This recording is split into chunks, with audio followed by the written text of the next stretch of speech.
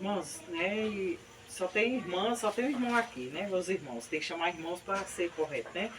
Pronto, a palavra de hoje, né, se encontra lá em João, e o capítulo 4,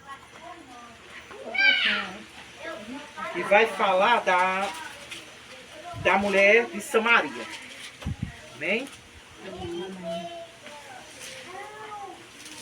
E quando o Senhor veio a saber que os fariseus tinham ouvido que Jesus fazia e batizava mais discípulos do que João.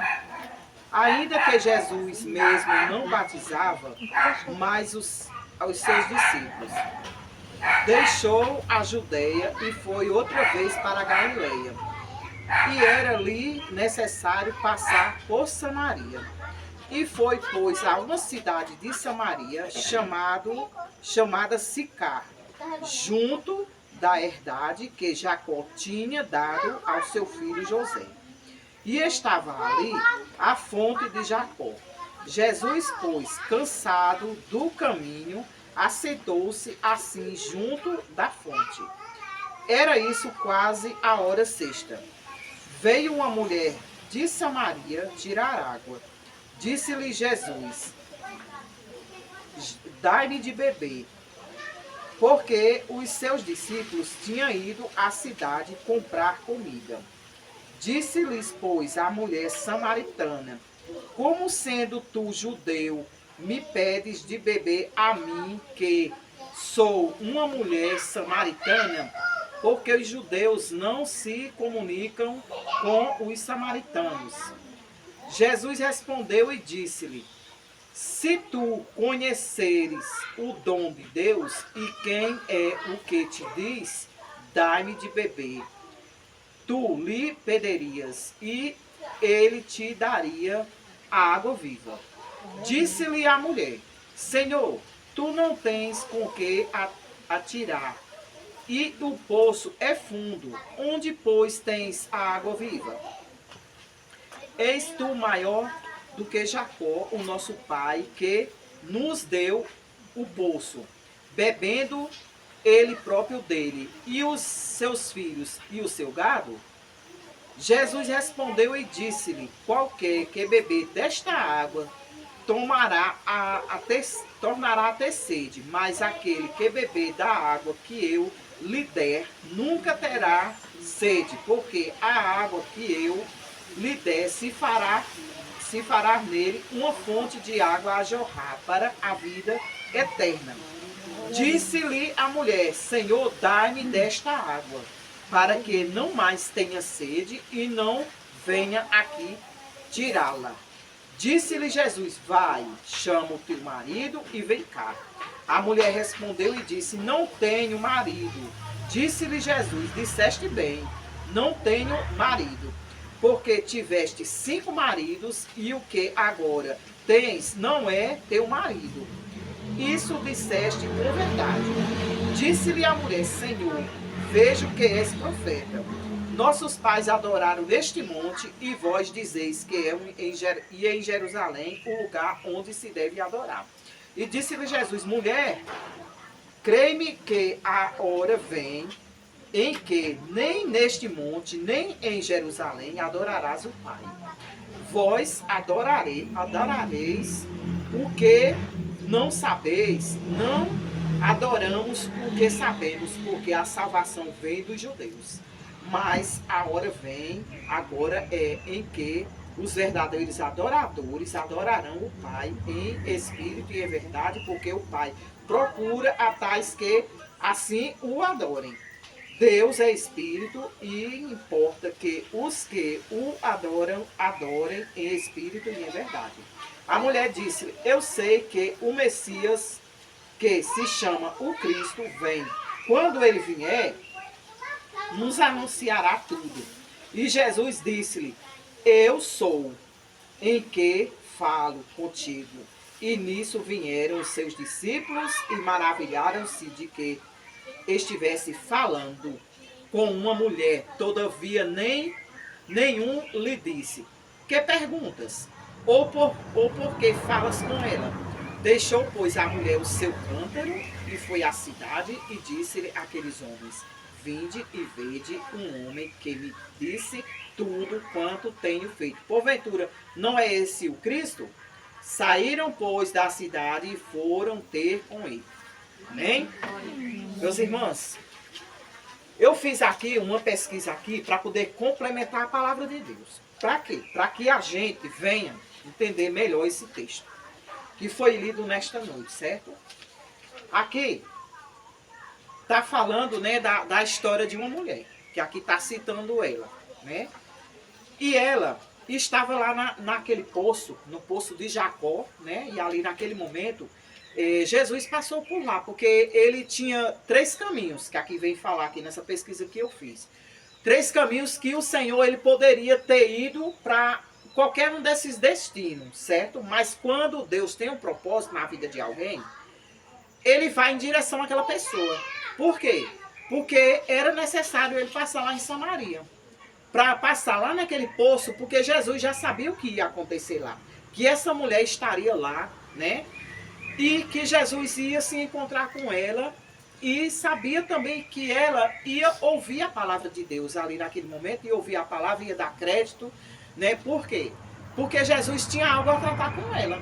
E sabia que através da vida dela, ela ia anunciar o evangelho e outras pessoas iam ser salvas através da sua palavra. Porque muitas das vezes, meus irmãos, né, a gente não dá crédito à palavra de Deus, né? Muitas das vezes, né, Jesus, ele vai até pessoas que a gente menos imagina. E aqui vem falar, eu vou ler aqui um pouquinho para poder vocês entenderem. Ó, Jesus, ao se encontrar com aquela mulher, ele não o acusou apontando seus pecados, mas lhe pediu um favor. Depois apresentou à mulher a mensagem do evangelho. Para alcançar aquela mulher, Jesus ultrapassou algumas barreiras. Primeiro, a barreira cultural. O nome Sicar significa cidade dos bêbados. Jesus, porém, mandou que seus discípulos comprassem comida em Sicar. Os judeus consideravam imunda a comida dos samaritanos. Além do mais, um rabino não podia conversar com uma mulher em público. Jesus não conversou com ela, mas lhe pediu um favor.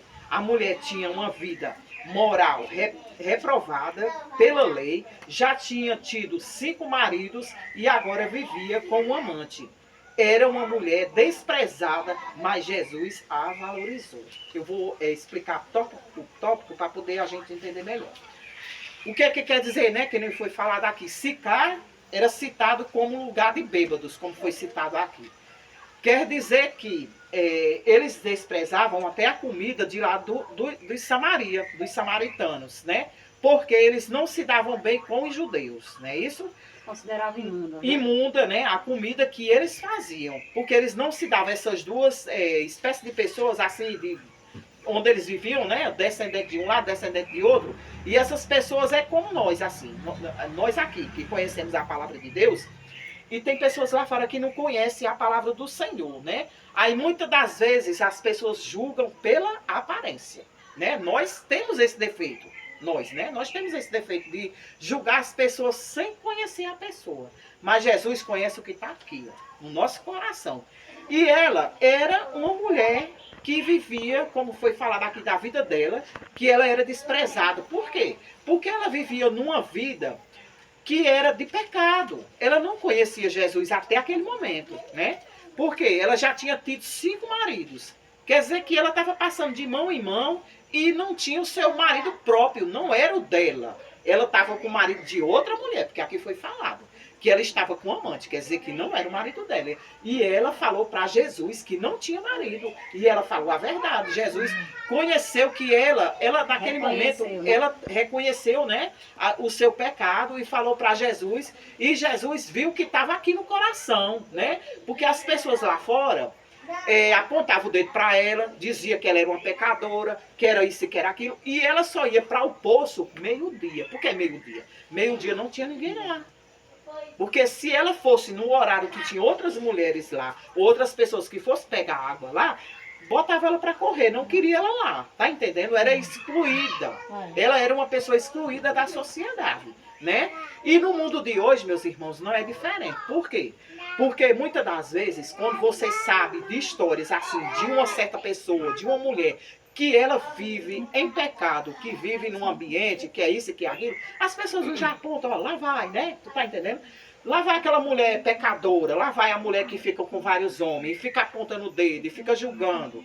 Mas, às vezes, acontece isso porque ela não conhece a palavra do Senhor, para se redimir aos pés do Senhor, mudar de vida. Porque nós sabemos que quando Jesus chega, ele muda a história. Ele muda o cenário, ele muda a vida, porque é só ele que tem salvação, né, de vida eterna. E quando ele chega, que a pessoa tem um encontro verdadeiro com ele, não tem como não mudar. Só se a pessoa realmente não quiser.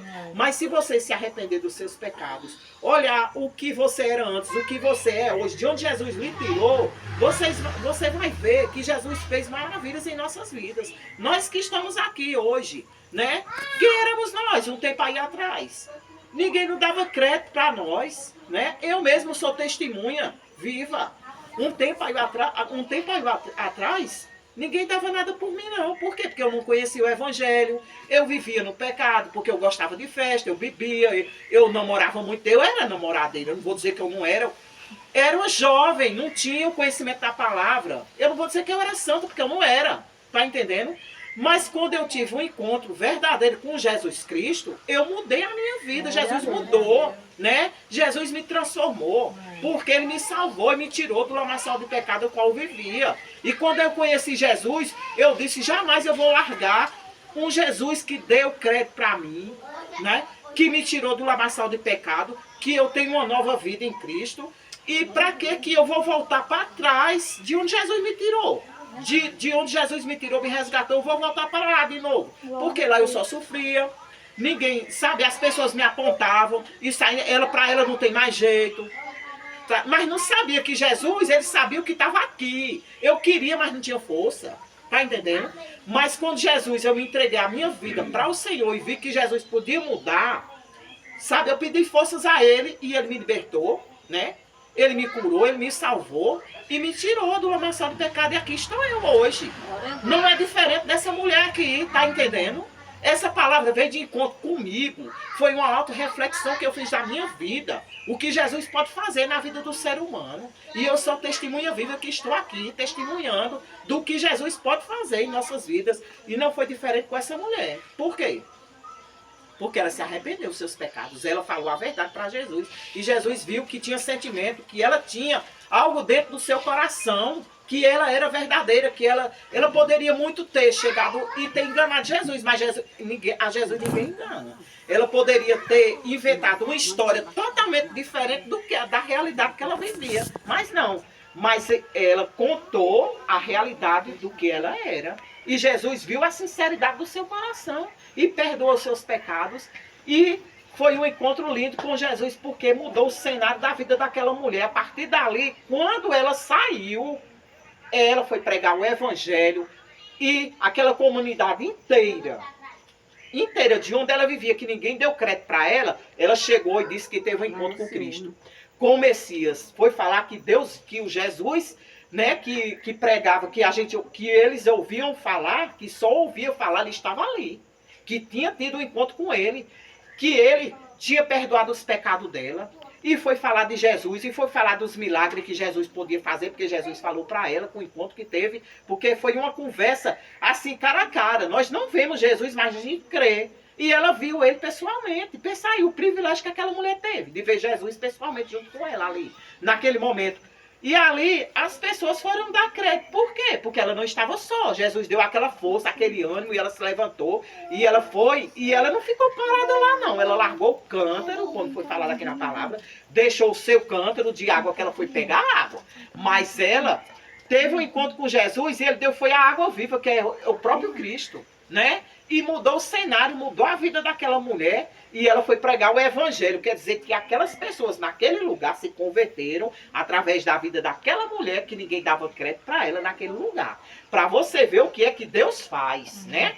O nosso Deus é tremendo, ele pode fazer grandes coisas em nossas vidas, mas a gente, para Jesus fazer, a gente tem que dar lugar, né? Para Jesus trabalhar em nossas vidas.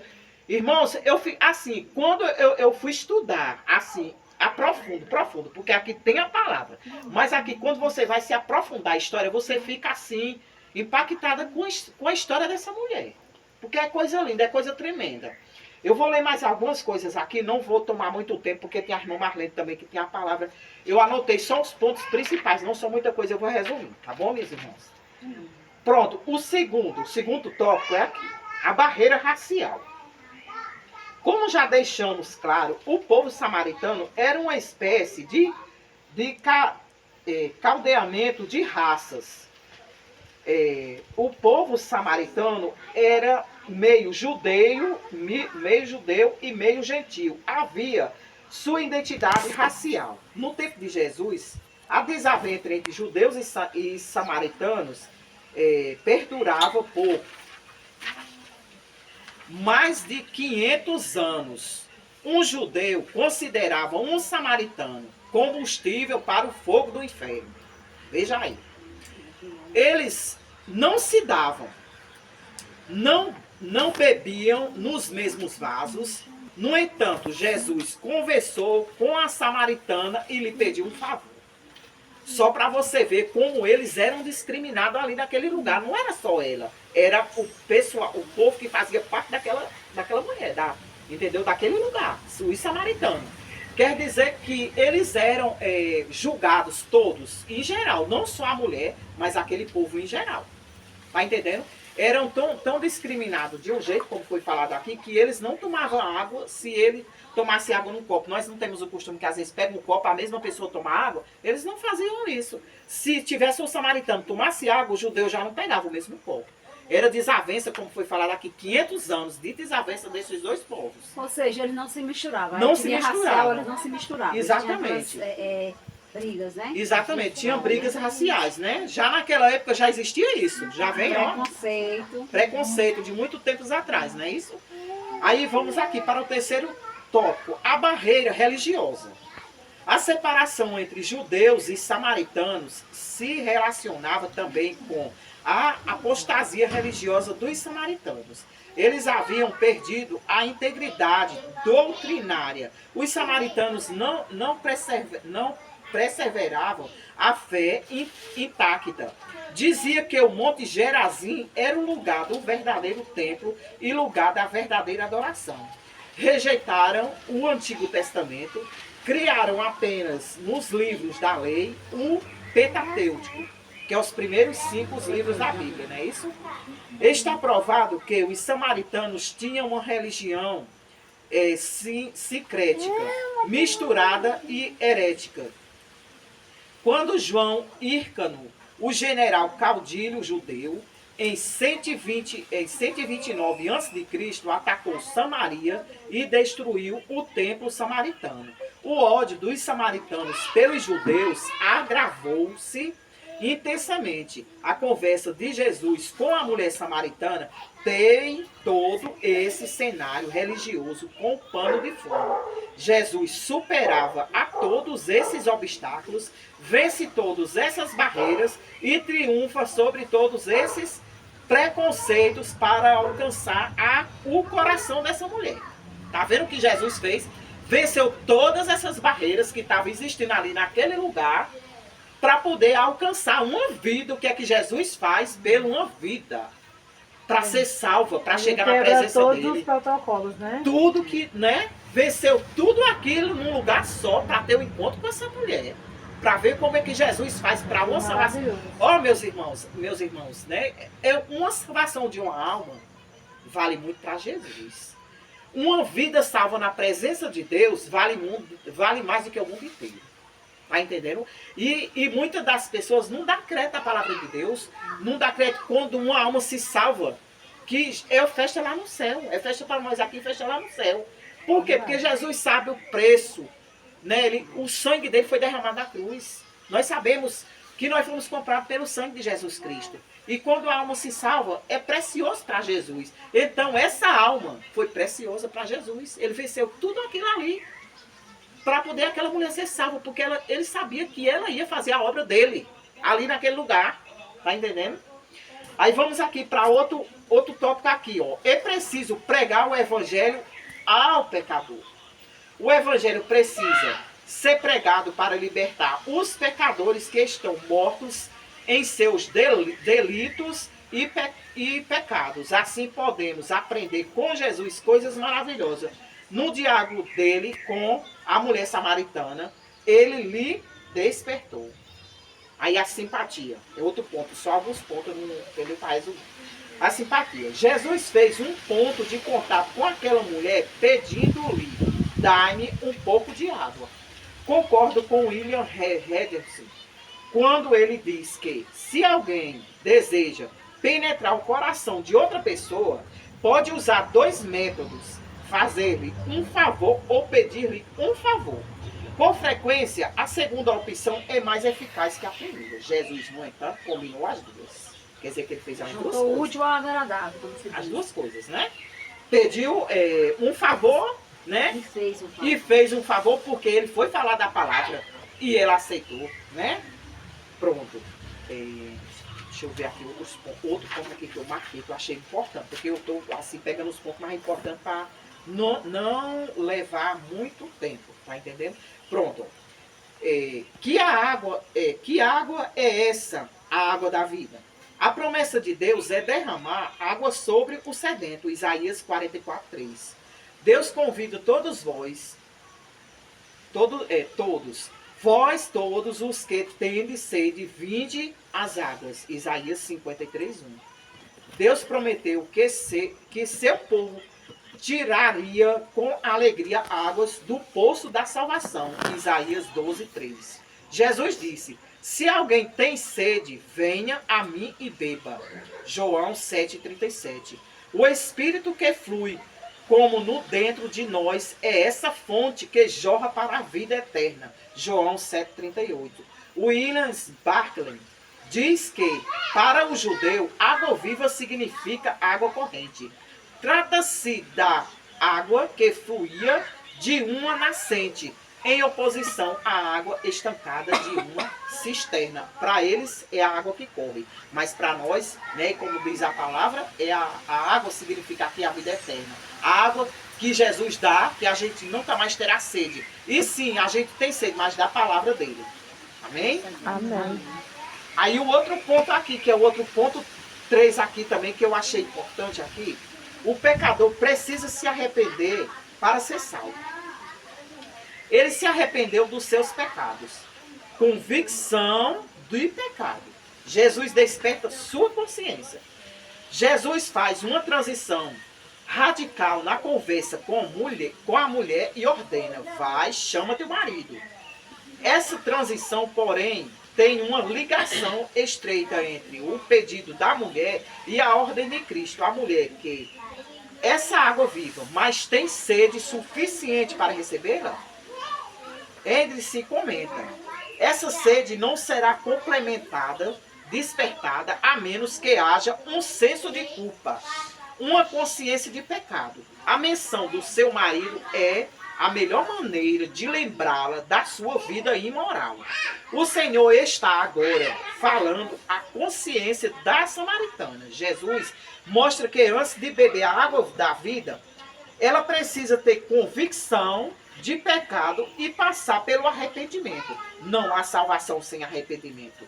Jesus destampa tanto o passado do presente da mulher samaritana, preparando seu coração para receber o dom de Deus. Vendo que coisa linda? Quer dizer que ela fez essa pergunta para ela, para lembrar, para cair na consciência dela do pecado em que ela vivia. Né? Foi um despertamento para ela, para lembrar do seu pecado em que ela estava vivendo ali, né? Naquele cenário, ao encontrar Jesus.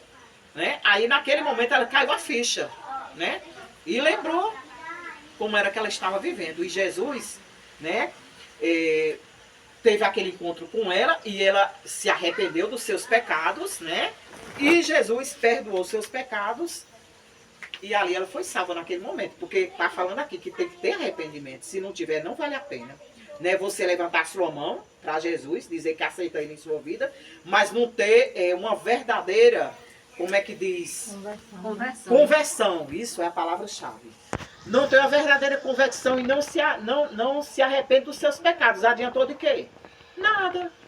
Porque Jesus, ele... Ser convertido, não convencido. Exatamente.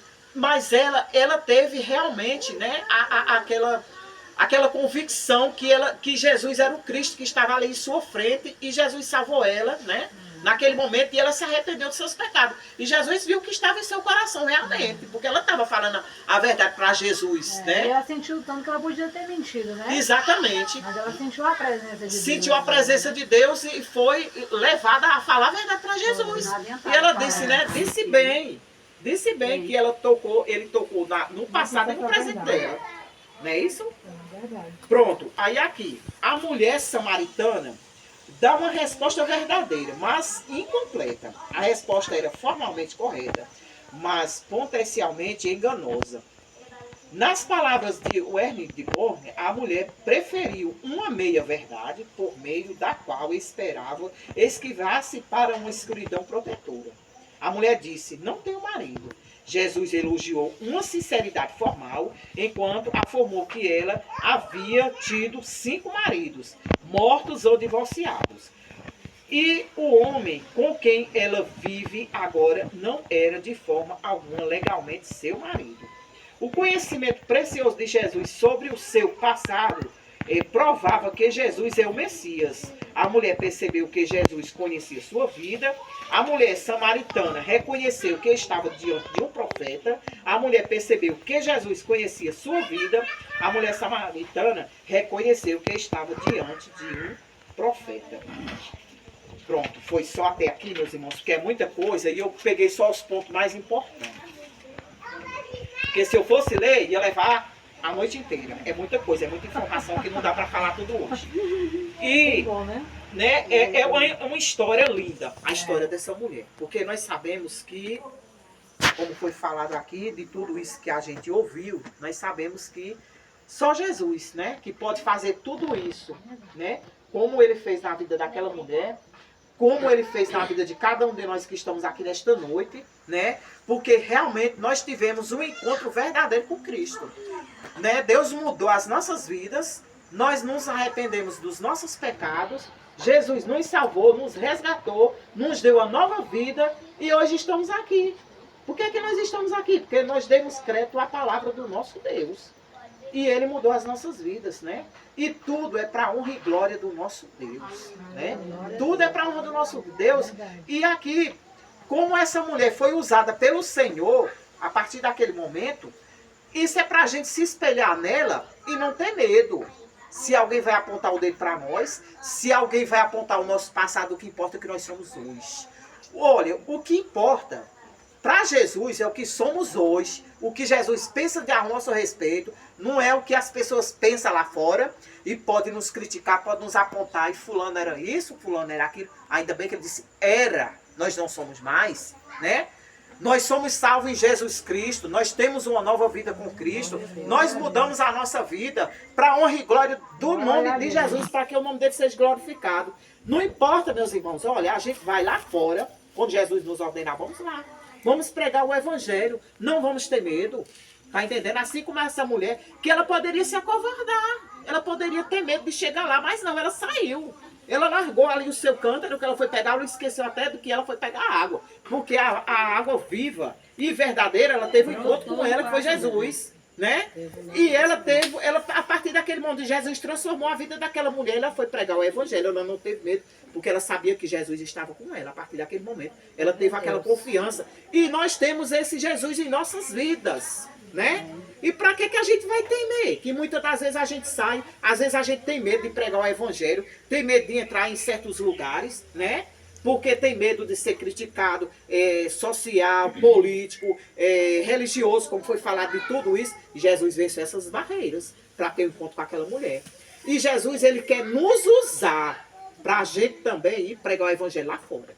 Porque não é só para nós ficar aqui, meus irmãos, né? Ouvindo alguém vir aqui na frente pregar a palavra do Senhor ficar aí sentado. E muitas das vezes a gente tem como pregar o evangelho no nosso trabalho, na nossa casa, na nossa vizinhança. E muitas das vezes a gente deixa de fazer o ídolo do Senhor. Então, isso é para nos alertar nesta noite e saber que o nosso Deus, ele pode todas as coisas. E ele nos fortalece, ele nos dá graça e nos dá sabedoria. E tudo é para honra e glória do nosso Deus. Amém? Amém. Espero que vocês tenham aprendido, assim como eu aprendi, viu? Com essa palavra. Que Deus possa abençoar a vida de cada um em nome de Jesus. Amém? Amém.